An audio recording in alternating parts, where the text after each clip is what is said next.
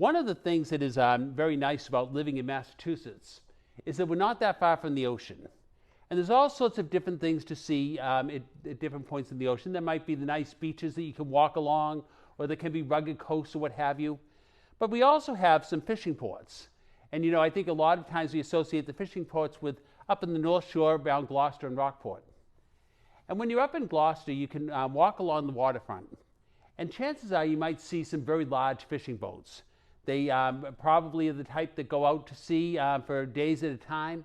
They probably fish in international waters, and they fill up the boats with the fish, and then they come to a place like Gloucester and unload them and probably get the boat ready for the next journey that they'll be on. Then you see some smaller boats that might be smaller fishing companies, and they go out in the mornings and they fish during the day and come back at night. But then you can also maybe drive a little bit down, maybe perhaps towards Rockport. And you'll see even smaller boats there. They might be boats of lobstermen.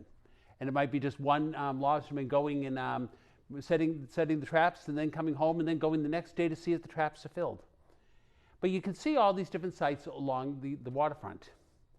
But whenever I take a walk along the waterfront, very often one of the first thoughts that will come to mind would be Peter and fishermen. And also in many ways, just kind of thinking about the church. And I think certainly with the gospel that we hear today, that's a very appropriate way to be thinking of St. Peter as a fisherman, because that's what his occupation was for much of his life.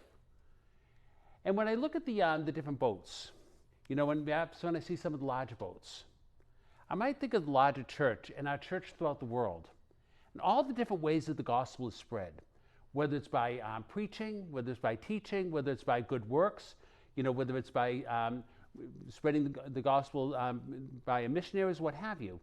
I think, the larger ways the church is at work. And certainly that's something that is very important because it's spreading the message of Jesus Christ and it's making God's love alive in our world. But, when I think about the smaller boats, I kind of think a little bit more on a local level. Maybe, for example, a parish or a school or some kind of hospital, some place where the work of God is being done on a day-to-day basis by a number of different people. And how for so many people, that's the church that's very much alive and very much a part of our lives. When I see the smaller boats, the individual boats, I can think about the ways that maybe each of us, in our own way, does God's will and follows Jesus Christ. But whether it's us as individuals, larger groups such as a parish, or even the wider scale, the church throughout the world, it's all about spreading the gospel. It's all about doing God's will in our world. It's all about the ways that we all contribute in one way or another to spreading the message of Jesus Christ. And I think, certainly we think about that with St. Peter today. But I think when it comes to St. Peter, when we hear any story with him, we have to think about him not just the story that we hear today, but also in terms of the Acts of the Apostles and the Peter who became the first pope and the first leader of our church. And I think, too, when we hear the stories in Acts of the Apostles about Peter being the great leader that he was, we also have to recall stories such as this, because you can't really take one from the other.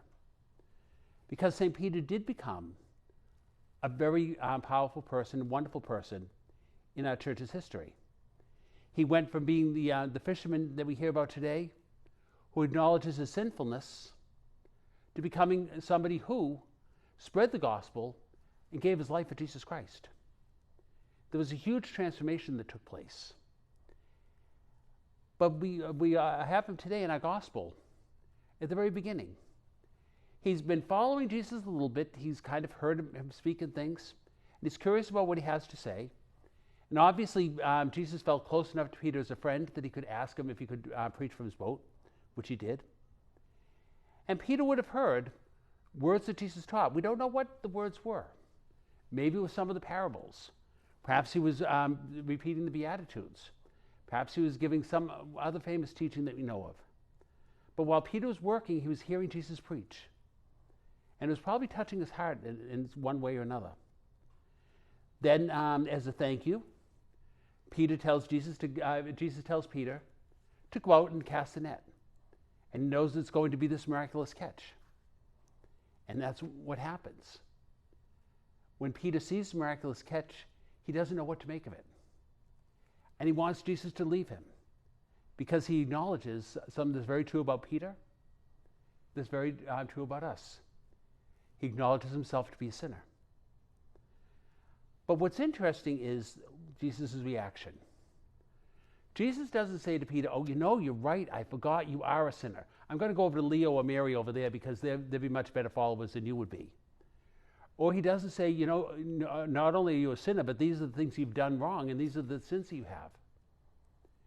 He looks beyond it and still calls Peter and calls him forth to be one of his followers. It's almost as if Jesus is saying, I know these things about you, but I'm calling you anyway. I know these things about you, but we can work through them. I know these things about you, but you still can be the great leader that I'm calling you to be. He doesn't push Peter aside or look for someone else. He continues to call Peter, shapes him and forms him, and Peter ends up becoming the great apostle and the great leader that he was in the church. In spite of the fact that he put his foot in his mouth so many times, in spite of the fact that he didn't understand, even in spite of the fact that he denied he knew Jesus Christ, Jesus still chose Peter, and Peter followed. And I think it's true for us as well. We may not be perfect.